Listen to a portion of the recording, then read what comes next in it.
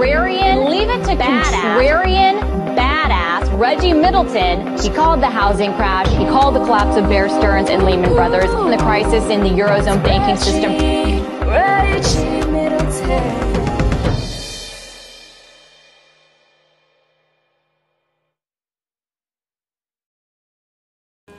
Now today I'm at the headquarters of Reggie Middleton. I'll get into a little bit of detail his background, but he is basically I call him a forerunner, call him a maverick, and he has literally have predicted in terms of predicted how the markets would perform in the past.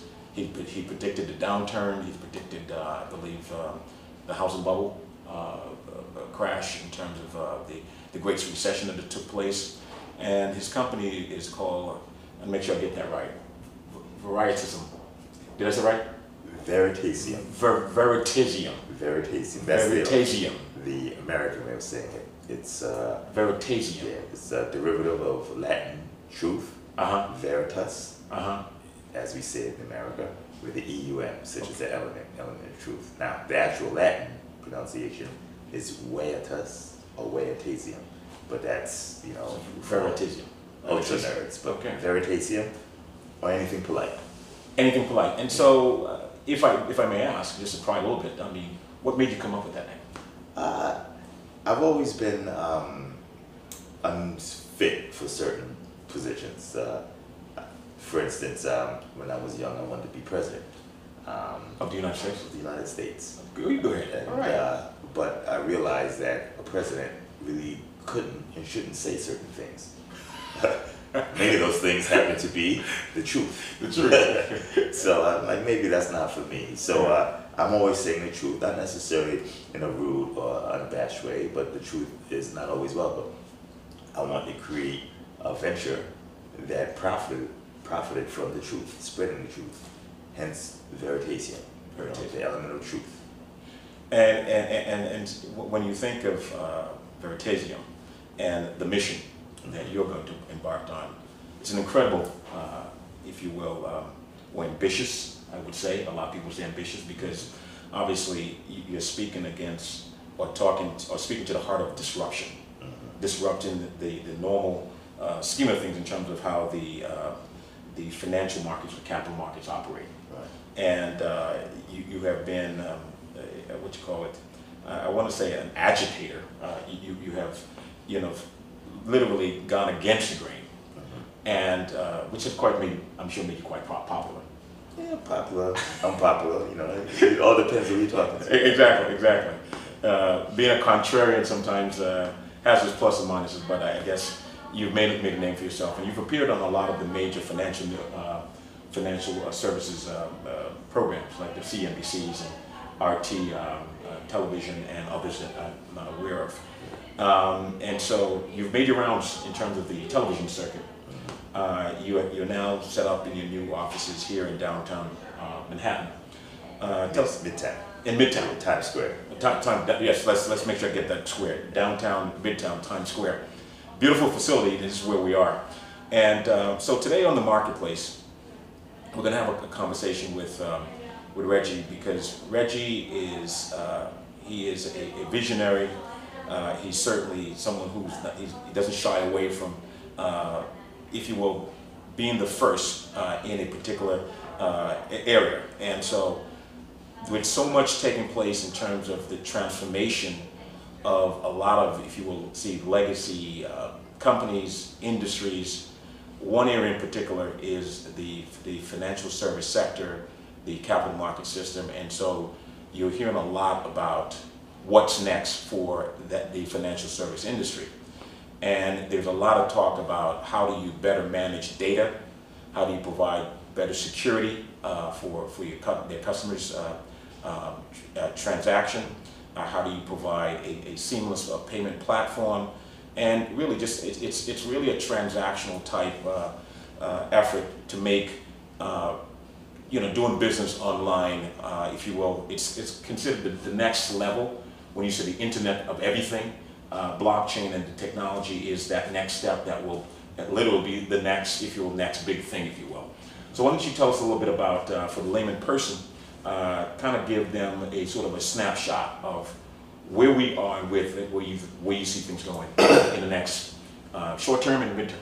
Okay, well, I think, and long term, I should say. Okay, the easiest way to do it is to try and attempt to convey the enormity of the opportunities at hand. I'm, approaching old man status. I'll be 50 in September. You say that all the time, man. You're a young guy. I try to be young, Yeah. So I grew up in grade school, and we used pencils, paper, crayons, calculators. Right.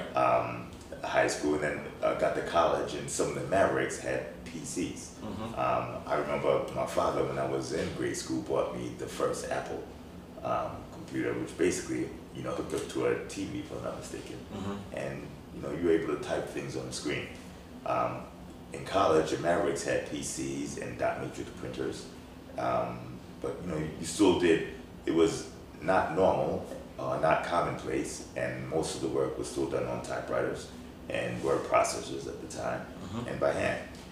You fast forward to today, and most of the kids never seen a typewriter, don't know what a word processor is. They think that's Google Docs.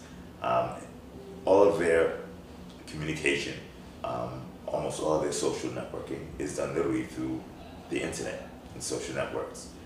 The internet created more value per time period than any technology in the history of mankind that I can think of.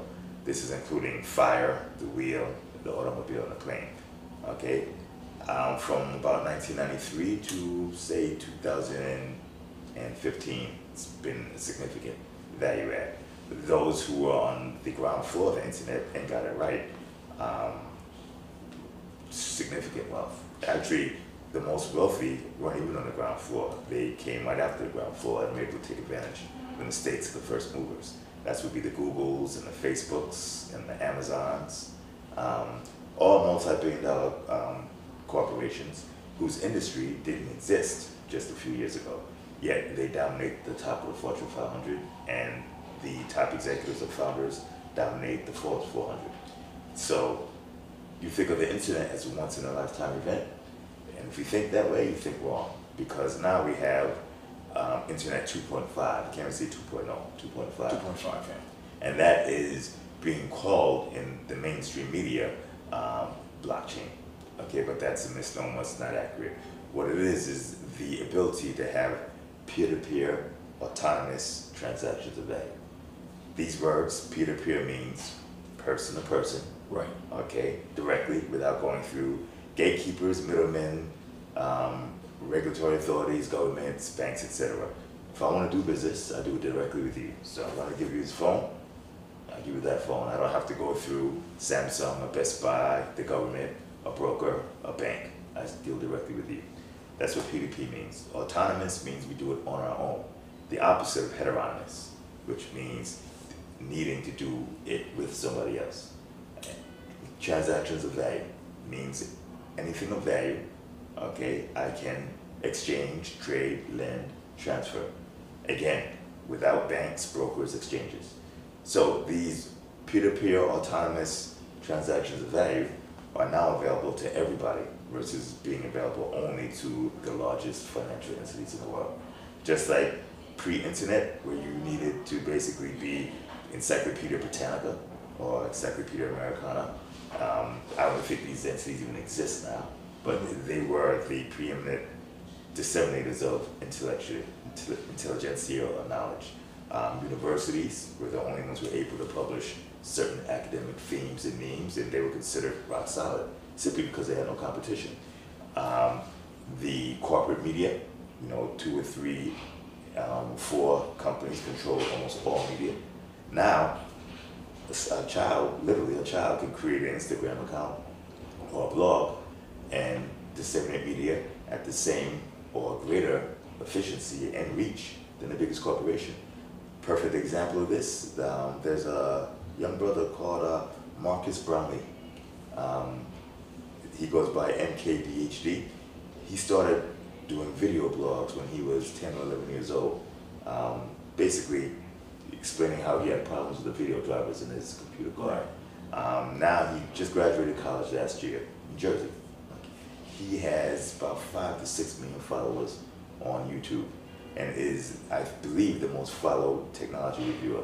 He has a much larger following than Sony, than Samsung, Wow. than LG and Apple. Wow. Very influential. Yeah, yeah. That's social media. Now, that's information and data transfer, and that goes to show you how transformational it is, right? With this 10-year-old, the college is now bigger in terms of reach and influence than the biggest corporations in the world. Now, imagine if the same thing happened, but instead of information, it's actual value. It's interesting you say that, because I want to sort of look at it from a couple perspectives. Again, folks, you're listening to, you're watching, again, The Marketplace. We're here on location in New York City in the Times Square area off of Broadway. Right. And it's interesting, we're on the 14th floor. You talked about ground floor. You're on the 14th floor. Is that symbolic in terms of where you are in the process? It's just a sidebar thought I had. But I'm thinking about how, when you think of the shared economy, you think of the gig economy, and you think of, what's the other one? It's slipping right now. But we see a society evolving in terms of how they literally conduct and manage their lives on a daily basis. We are seeing a need for where consumers are now deciding they're going to now shift away from that institutional type dealing with businesses. They want more. They want a relationship that brings them closer to their relationship with the businesses that they're buying from, and that relationship. So when you say peer-to-peer, I think one of the things we want to, what comes to mind is you think of central banks, and central banks are pretty much controlled by the legacy players and the major players in the market.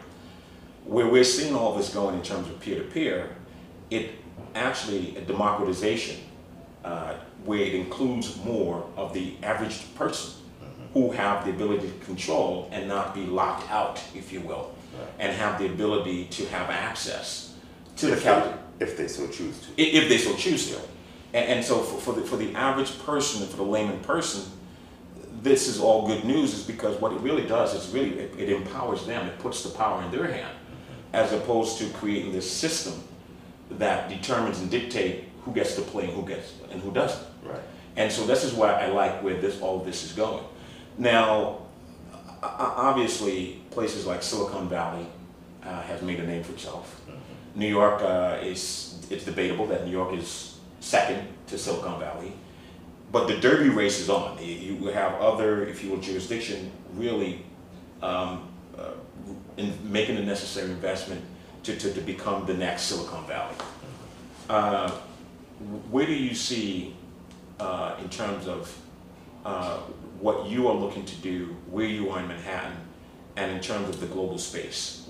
How is technology going to make places like Silicon Valley or any other location obsolete? It doesn't matter where you are. You can be in Silicon Valley, you can be Midtown, or you can be somewhere remotely on an island. But as long as you have the infrastructure, you can be as large as anyone else can be.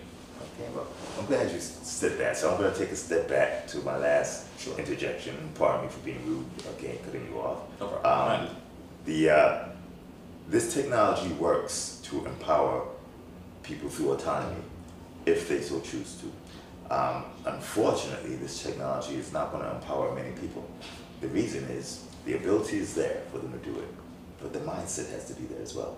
Absolutely. Okay? So if you're used to walking around with a leash around your neck, okay? It's interesting way to put it. It's interesting way to put it. If that's what you're used to from day one till now, and you've grown accustomed, and not only accustomed to having that leash, but much more comfortable with the leash on your neck versus the leash off your neck and free, well then, I could take the leash off your neck and you will go through significant effort to get your neck back into the leash or the collar. That's interesting. Okay?